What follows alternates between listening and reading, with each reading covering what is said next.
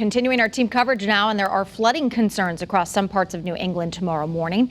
As we take a live look right now over New London, that is where we find meteorologist Connor Lewis. And Connor, just hearing from Mark, it seems like the worst of this storm will thankfully be out of the state. But I have to imagine that emergency officials here in Connecticut are still getting ready for tonight's storm.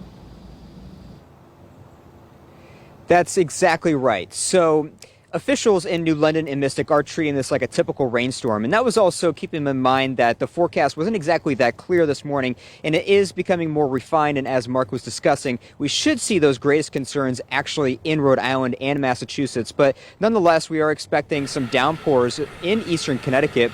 And in New London, they are starting to clear some catch basins this morning. And also in the area, they're recommending homeowners double check their sump pumps.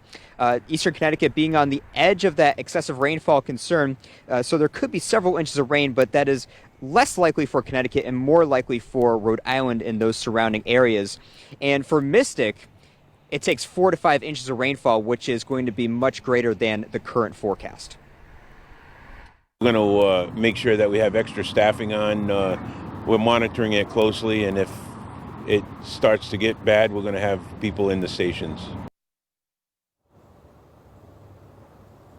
And we are starting to get that rainfall here in southeast Connecticut. We're definitely seeing the sky turn darker and darker and much more gray. And I would call it a steady sprinkle that we're having right now. Live in New London, Connor Lewis, Channel 3 Eyewitness News.